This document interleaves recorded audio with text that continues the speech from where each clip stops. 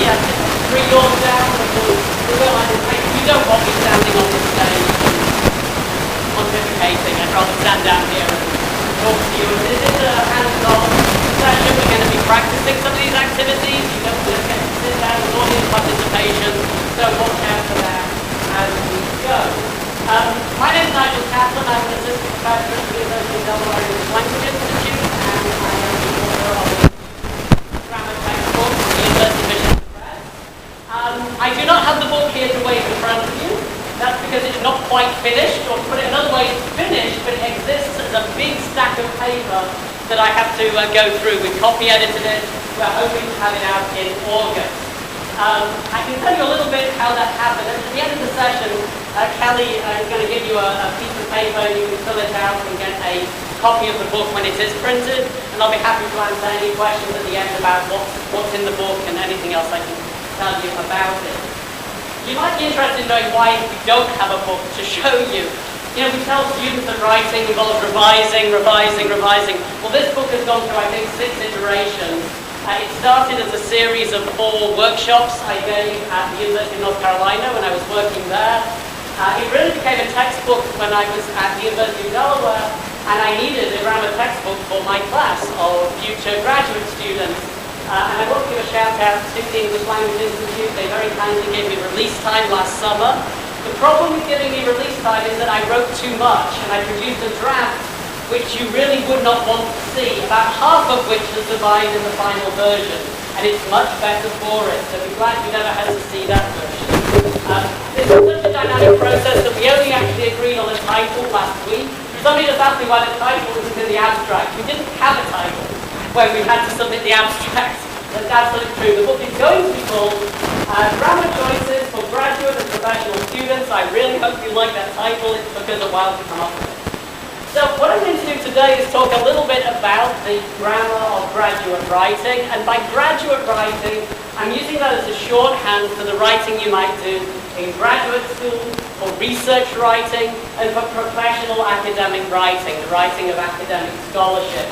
A lot of this, I think, will be relevant to some senior undergraduate, advanced undergraduate students as well. I'm basing a lot of what I do on the work of, very loosely, on the work of Michael Halliday. Halliday draws a distinction between everyday language, which he calls congruent, because it kind of matches up with reality, and the non-everyday, scientific, technical language, which he calls non-congruent. And that's the register of academic writing. But let me demonstrate this with an activity that didn't make it into the book. You get a sneak peek of it. It's on your handout under task 1, and it also comes up on this enormous screen here. You have a look at these 3 texts, and yes, they're all about potty training. And, you know, again, it's an insight into the author's life, right? We were trying to potty train my son when I was writing this section of the book. You look at these 3 texts, they're all about the same thing, but as soon as you look at them, you should notice that they're quite different, right? So have a look at the 3 texts and very quickly tell me, where do you think you might see these 3 different texts? And it's task 1 on your handout if you have it. If not, have a look at that. Have a look at the first one. Where do you think you might see that text published? An academic journal. Yeah, what about text 2? What does that look like to you? Parental advice. Yes, absolutely. What about text 3? Especially the last line. What kind of great crap is this? And I don't think the writer understood the irony. I really don't. But it's delicious, isn't it? Where might you see that, do you think? Facebook, yeah, very good. So the answers are, number 1 is from a journal called the National Review of Urology. B is from Caring for Your Baby and Young Child, the American Association of Pediatrics Handbook. And C is a comment on a blog post on the website babycenter.com, and I am not admitting to reading that website, by a parent who calls herself April Lynn 83. I'm assuming it's a woman. I apologize if there's any sexism in that. My next question, though, you were all able to identify the genre, right? The audience and purpose pretty easily. How did you know? You were brilliant. You read my mind. You read my notes. How did you know? I'm serious, you have to talk about the language. What about the language vocabulary? The complexity of vocabulary. What else do you notice? Pronouns, right? Notice the use of you. B is interactive. A is monologic. One direction. Anything else you know? Sorry? punctuation. Yeah, or the dash, you mean, or the questioning. And questioning is interesting because that's something we call mood, get it right? And again, that is drawing the reader in, which you don't see in the academic genre. Anything else? Length, yes. Anything else? The first word of the sentence, achievement, good. Notice how text A relies on nouns. That is typical of academic writing, right? So, what do we know about advanced academic writing? And all of these things, almost all, I think you can see in that brief snippet I showed you. Well, first of all, it has what we call high lexical density.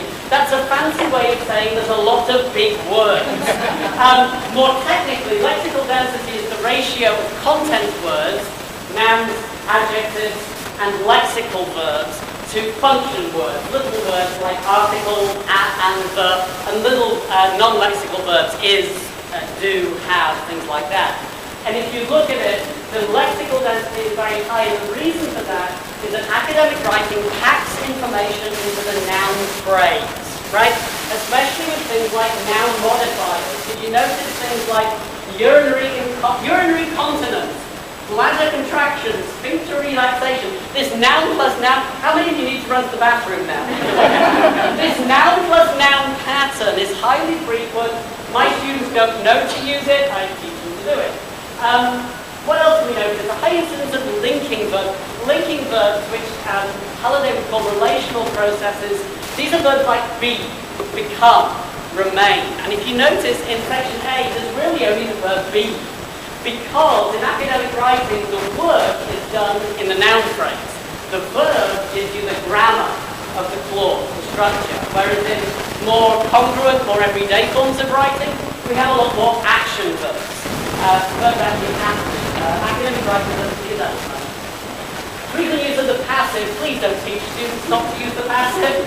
The passive is statistically used in 20 to 25% of tense verbs in academic writing. It varies by field. It is higher in the sciences somewhat, but the passive is there. The passive is useful and it is functional, and we'll talk about why later. Dominance of present and simple tenses. We're going to talk about this in a minute. You only need 3 tenses for academic writing, okay? The complex tenses, the progressive tenses, they don't occur. Why? Because we're dealing with statements of fact and belief. We're not talking about what's going on. Obvious, right? Some of you mentioned the use of questions and personal pronouns in more everyday writing. Academic writing has greater interpersonal distance. That is, it is, many people would say, it is impersonal. It's not devoid of opinion and voice and evaluation, but you have to do that in a way that has greater interpersonal distance. Academic writing requires greater, more explicit textual reference. Let me explain what I mean by that. If I send you an email and say, see you there, right, you know what I mean by there, because we've got some kind of shared knowledge, or we'll see you back at the hotel, or I'll meet you in the lobby. We know roughly what that means, right? Because we have a shared context. In academic writing, we don't assume a shared context. The context has to be built into the text. And that's what students struggle with a little bit. And there's ways of doing that in grammar. Heavy use of embedding, that's what you may know as a restrictive relative clause. We're going to call it embedding because the clause gets embedded into the noun, as opposed to other types of clause structure, especially reduced forms. Reduced clauses are critical. They're called non-finite clauses in the grammar. Students may recognize them, they may understand them, they need to know to use them. Finally, grammatical metaphor. Grammatical metaphor is Halliday's fancy term for a whole bunch of stuff. The easiest one to grasp is the concept of nominalization, which is a word like nominalization, right? It's when we take a process, a verb, and turn it into a noun. And we do that so that we can then link it to another noun. And that's something that students need to know about, they need to practice with. Oh yeah, academic writing is reliably idiomatic. Reliably idiomatic, it's a nice phrase, isn't it? It exists in chunks. And the chunks are both lexical and grammatical. And I really do see vocabulary and grammar as 2 sides of the same coin, and that's what I've tried to run through the book. So why do we need a grammar for graduate and professional writers? Well, I don't know if you've had this experience, but I've had students who don't make any technical grammar mistakes, right? There's no mistakes in syntax, but but their writing is completely incomprehensible. You've seen this? Right. And that's because they've got a basic level of grammar, but they don't have the advanced level. Halliday and systemic functional linguistics tell us that grammar works on 3 levels at the same time. Grammar is experiential, it describes an experience, but it's also interpersonal. It creates a relationship between the reader and the writer, for example, through hedging and boosting. But it's also textual. The textual function of language is the way we use grammar to organize a message through a text. And that is a grammatical feature, and it's something that we do in the book, and it's something I'm going to talk about a bit more tomorrow in a workshop we're giving tomorrow morning. Talk about that later. So what we wanted to do in this book wasn't so much teach rules. I'm not interested in teaching rules. They've got rules coming out of their ears, right? What they don't know is how to use them, and how to use them to create meaning. So what I try to do in the book is expand their grammatical resources. An example of that would be using ing clauses, non-finite clauses. Things like blah, blah, blah, blah, blah, leading to, suggesting that, resulting in, right? They kind of know it exists, but if you don't have access to that grammar, there's a whole range of meaning you can't make, and there's a lot of cohesion that becomes rather difficult. But another way, it gives them the resource to make cohesion, to make their writing more comprehensible. And I just mentioned this before, but we did want to integrate vocabulary and grammar, right? So an example of that is when we teach the present perfect tense, more about tenses momentarily, when we teach the present perfect tense, I gave them a list of verbs that are commonly used in the present perfect tense. And you get that by searching the corpus. That is a lot more helpful than trying to explain the tense conceptually. Conceptually, it's very, very hard. It doesn't exist in most other languages with the same meaning as English, but it reliably occurs with verbs that describe change, development, growth, increase. Use it with these verbs to expand the repertoire. Finally, the main reason I think we really wanted to do this book, there are many great grammar books out there, but we wanted one that drew on real, authentic, corpus-based examples of graduate level writing, not undergraduate writing, so that they get a sense of the target, how people really use this in real context. So, finally, yes, efficiency. Efficiency, he says, being inefficient. Here's the problem. If you wander around the exposition hall, there are many, many wonderful grammar books, but they're comprehensive. They try and do everything, right? My students don't need everything. They need grammar for graduate writing. And a lot of books don't distinguish between the grammar for writing and the grammar for speaking, the grammar for everyday writing, the grammar for academic and technical writing. Grammar Choices is only going to look at the grammar of graduate writing. This does make it shorter, it's shorter now. But it's shorter, it's more manageable, and I think it's more efficient. Let's face it, it will be, in an ideal world, we would teach our students everything there is to know about English grammar, right? How many of us live in the real world? Okay, I have 8, you do, congratulations, I was talking. I have 8 weeks with my students. I cannot teach them everything in 8 weeks. I can't teach them very much in 8 weeks, to be honest. I've got to really select, and that does mean cutting stuff out that is less important, less salient, or less frequent. Here's my favorite example, verb tenses. Most grammar books begin with a description of every single verb tense, right? There's 18 or 36 of them, depends on how you count them. I don't, I teach 3, and this is why, because corpus studies have shown that if you can use present simple, past simple, and present perfect, you have covered 98% of tense verbs in professional, published, academic writing. All the others, your present perfect progressives, your future perfect, your present progressives, all of those amount for 2%. 2%. They don't deserve chapters each. They get a couple of pages. They're in the book. They get a couple of pages and a warning not to overuse them too much. And my book doesn't start with verb tenses. I start with clause structure. Because clause structure is the single biggest thing that students have to learn. If they can master clause structure, it will forgive them problems with verb tenses. Okay? And incidentally, if it's okay, I will post the table of contents online. If that's okay, I'm looking at that. So you get a fair sense of what's coming up. It's not quite finalised, but you'll get a sense of the scope of the book as well. Adjectives. Some people say, Chris has told me that there are professors at UofM who say, don't use adjectives in your writing. And I wonder if they're in the social sciences, because social is an adjective. These are the most frequent adjectives in the corpus of contemporary American English academic section, 100 million words, give or take, a few million between brackets, right? Have a look at this list of adjectives. What do you notice about these adjectives? Do you notice anything interesting about this list of adjectives? You talking. They're relatively simple, yeah. What about their meaning? Are they being used to describe how lovely or pretty something is? No. What's the primary function? This is a functional grammar. What's the primary function? Yeah. Yeah, exactly. Now what functional grammar calls them epithets, I call them classifying. They don't describe the noun, they classify it, right? Political science, American history, military tactics, individual mandate, there's the word that's coming up, right? It doesn't really describe it, it tells you what kind of thing it is. Adjectives are actually highly frequent, but it's really important that students learn how to use them, and they're very often in the noun phrase. They're not in the predicate position, the complement position, right? They're very often in with the noun phrase. And expanding the noun phrase is one of the most useful things we can teach our students to do if they want to move towards not just target-like writing. Because it's not about imitating native speakers, it's about creating meaning in ways that are acceptable in the discipline, right? So those are adjectives. Adjectives are fun, right? So I just mentioned the corpus. Everyone heard of corpus? This is one of the big words going around. Yes, no? Okay. So yeah, if you work with me, you've heard of corpus. It's like I want about it endlessly. All right. What is a corpus? A corpus is a large body of electronic text that you can search to learn something about a particular variety of language.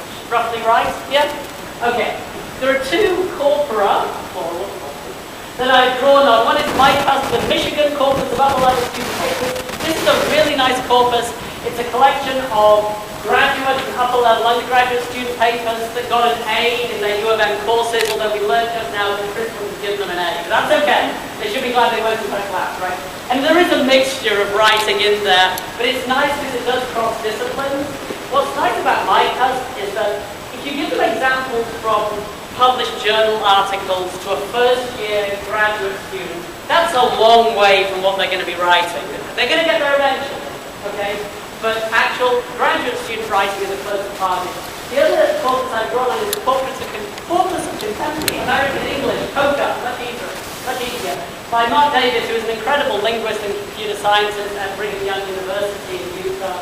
This is freely available. If the the COCA interface is scary, he's got a new one called wordandphrase.info.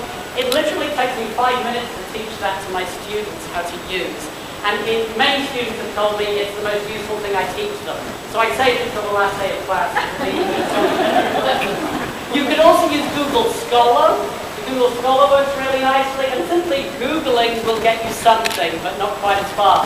I have a whole unit 7, in Grammar Choices, teaching students how to use these free online corpora to learn about collocation. Let's do a practice exercise. Here we go, you can do this.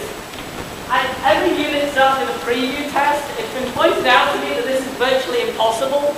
I put it in here not to scare the students, but just to see how much intuitive knowledge do they have about collocation. Words that statistically go together for no other reason than that's the way we say it.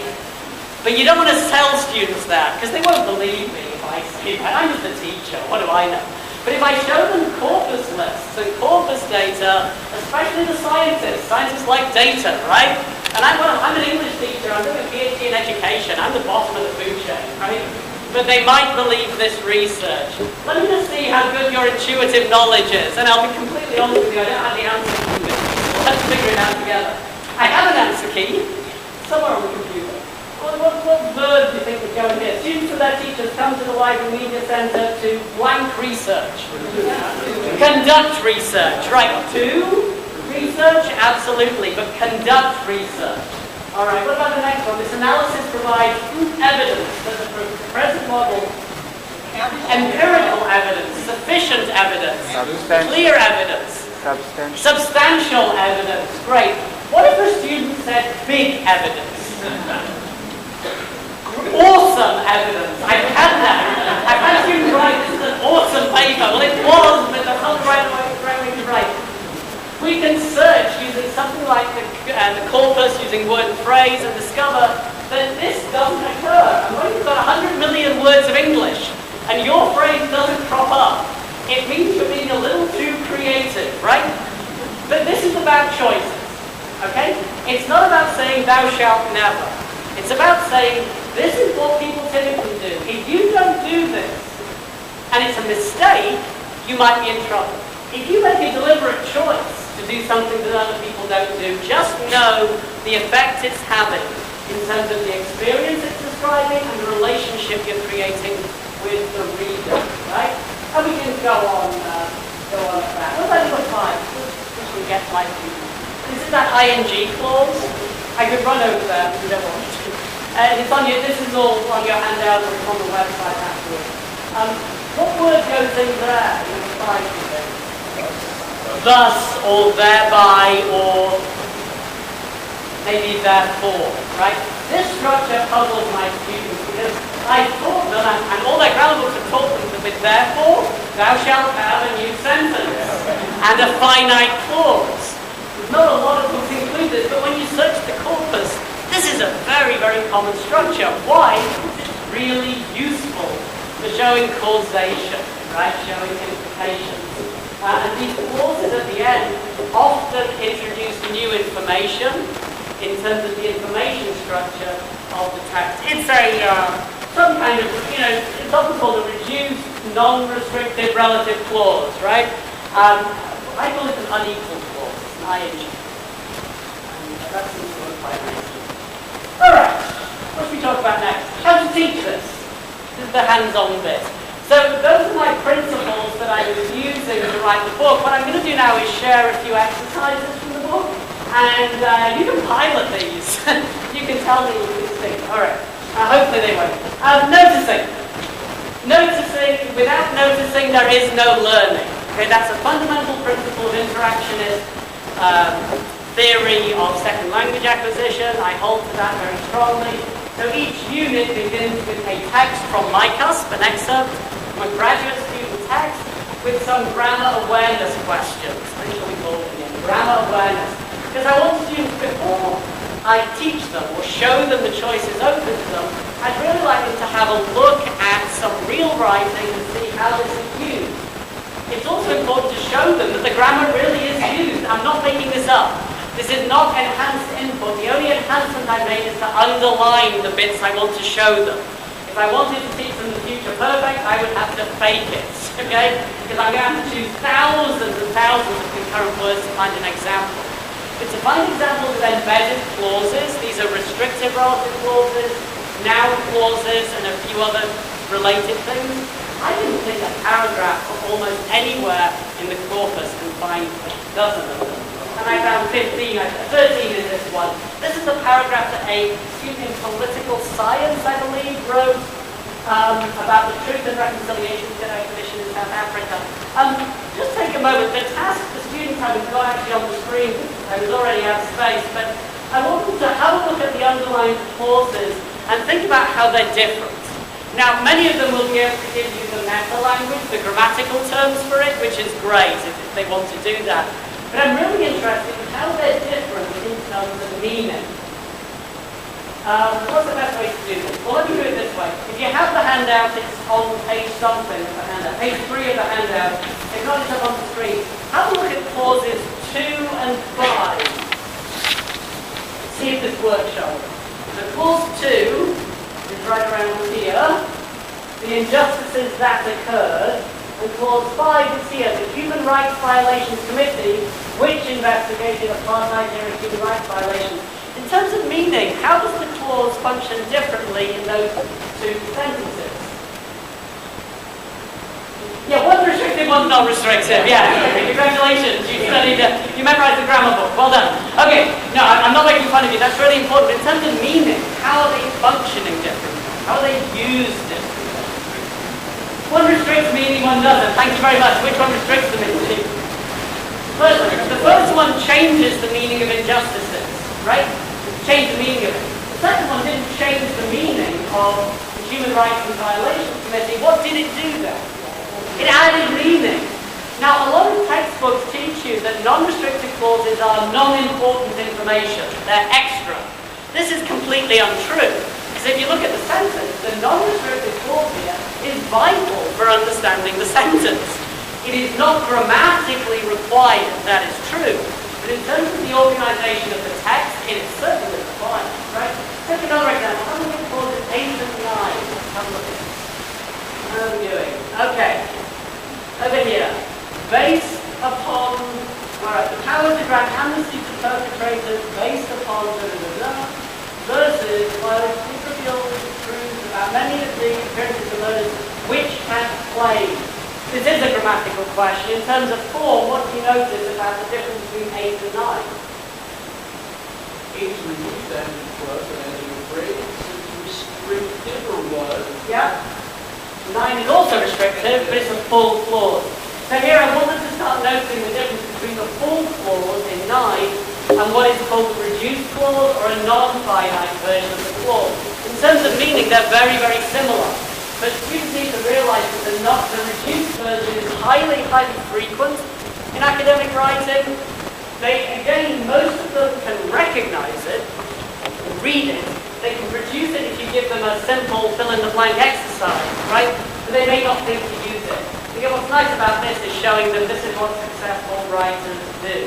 Okay? There's another example if you look at number 12 and number, what's the one that's faster? Number 3. I'll look at number 3 and 12 and we'll move on from this. The belief that's the best way to heal past wounds, right? If you compare that with number 12, most agree that. It's still a that clause, but you'll notice one is projected by or follows, complements a verb, one complements a noun. This form in number, where it's number 3, is quite a hard one. We call them a noun complement clause. It's called a bunch of things. It's an important one to learn. It's really important to contrast that with something like number 2. The injustices that occurred, it's a very different that from the other 2 that's. Does that make any sense at all, right? In terms of function. In number 2, the function there is to change the meaning of injustices. Yeah? In number 3, it doesn't change the meaning of believe, it tells us what kind of belief. It's a noun complement. Also, look at it grammatically. How does the word that function in sentence 2? Grammatically, what's it doing in sentence 2? It's the subject of the relative clause that follows. What's its position in sentence 3?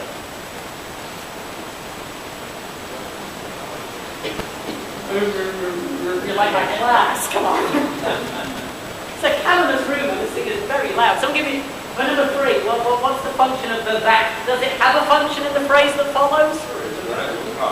Yeah, it's introducing the noun clause, but it doesn't participate in the noun clause, right? This is the distinction that gets my students all the time. In a relative clause, the pronoun that, it is a pronoun. It is substituting for a noun. In the complement clause, the noun clause in number 3, the that, it's a different that. This one is just a connector. It's very much like because, or although. Okay, those words connect clauses, they don't really have a role in the clause, right? And so I try to teach those things together. So noticing precedes anything else. Here's a similar kind of task. I do a lot of work with having them discuss choices. Because at this level of English, there's a lot of cases where there are multiple answers that are grammatically, syntactically correct, right? But they have different meanings. This is what Merrill Swain, I believe, is calling languaging. Languaging is a great term. Talking about the language we use, figuring out how the language is functioning, right? So have a look at this. This is the sentence from Corpus. Research blank few insights into why different attitudes exist. All 4 tenses, do you agree with me that all 4 tenses would give you a grammatically correct clause, right? Do you also agree with me that they would give you clauses with different meanings? At some level, the meaning is different, right? Let me just see, out of curiosity, which one do you prefer? Who prefers A, the simple present? Okay, a few of you, right? B? Good. Oh, somebody else, interesting. C? Okay, Forrest and Hans. D? Slightly fewer. Right, so we can talk about here. The simple present and present perfect are both reasonable choices. A majority of people here chose the present perfect. A majority of writers will always choose the present perfect. It doesn't mean the simple present is wrong. If you chose A, you didn't lose any points. You're not failing my class. But what we do know from the corpus is that when the subject is a general noun, like research, scientists, experts, the verb is very often present perfect. Why? Because it's setting the frame. What have we learned so far? Now what are we going to do? Right?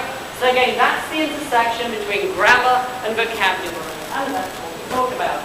I like having students revise sentences. And we're going to talk about this again tomorrow, I think, as well. For example, linking verbs. These are verbs like the verb be. And the most common verb in academic writing is the verb be. Right? So don't tell students never to use be. Don't tell them not to use there is. It's common, but we don't want it everywhere because it does get a little dull. And there are other verbs that carry more meaning with them, right? Such as the ones in the box.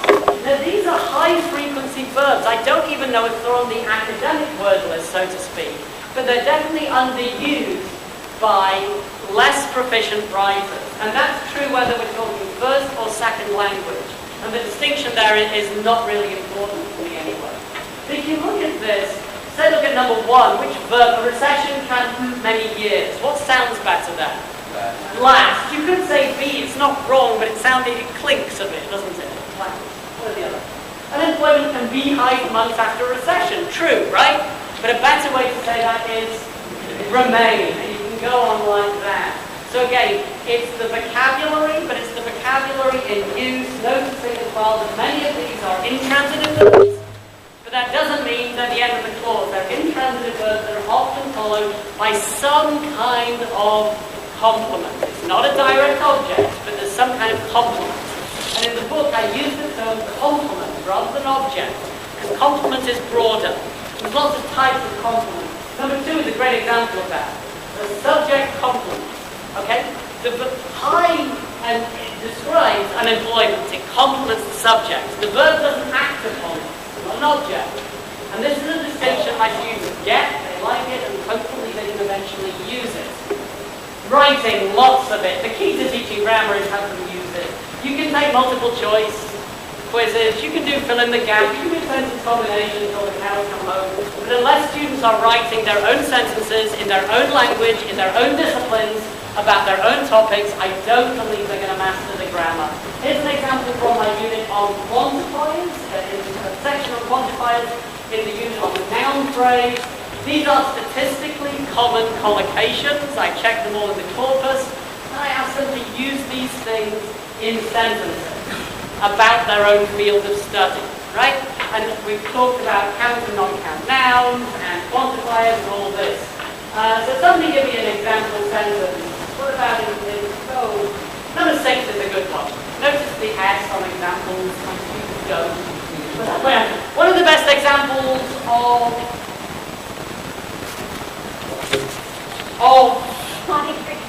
potty training techniques is found in Smith et al. 2010, right? You see the idea? So they're writing their own sentences, using the chunks, practicing the chunks. I want to wrap up to the time for questions, so let me just talk briefly. There's more examples on the handout. I want to talk about how we envisage you can use this book, and it is going to come out. I can promise it will come out. You can use it as a textbook for a writing class or grammar class for graduate students, postdoctoral scholars, or advanced undergraduate students. I'd be really interested to know whether this works with undergraduate students. I teach writing to the graduate population at UD. I'd be interested to know whether it would work. It might do. It might well. It can be a companion to academic writing for graduate students. It is cross-referenced extensively, both with AWG and with the English and State Research World Series. I've tried to use genre that are also taught in AWG, and there are many places where grammar point is introduced in academic writing for graduate students, and there's just a bit more background, a bit more explanation, a few more examples in my book. They go together. I actually teach my version of the book, which is a bunch of Word documents that are rather messy, alongside AWG in my class. That's how I use it. If you want to know how, email me. We do hope it can be used for self-study. It's designed for that way, or as a reference guide in the writing center. or as the basis for workshops or mini courses.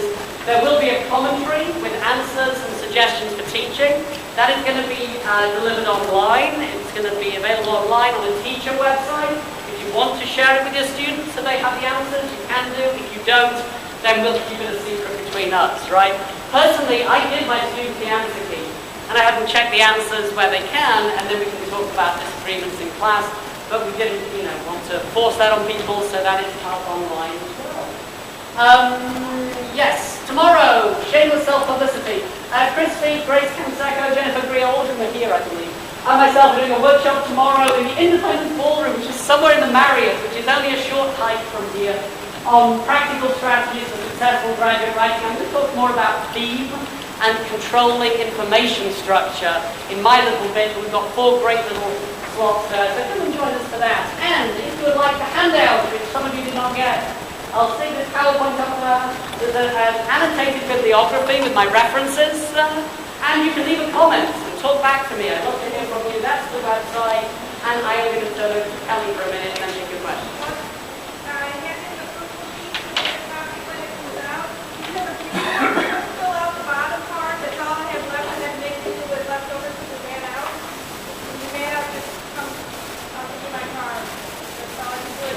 I can tell you email that, yes, I'll admin it goes to you, doesn't it? Several people, but Yeah, that email will use, or you can check Michigan's website there. I'd be happy to take any questions you have, either about the book or about, trying to improve graduate writing and so on. Yeah. Yeah, for tomorrow, I'm happy to promote her other talks. Yeah. Anyway, it's also on the bottom of your handout. So. Okay, when I teach the present perfect, I try to partially from students like, we do always find the past participle values of have, the embedded. Yeah.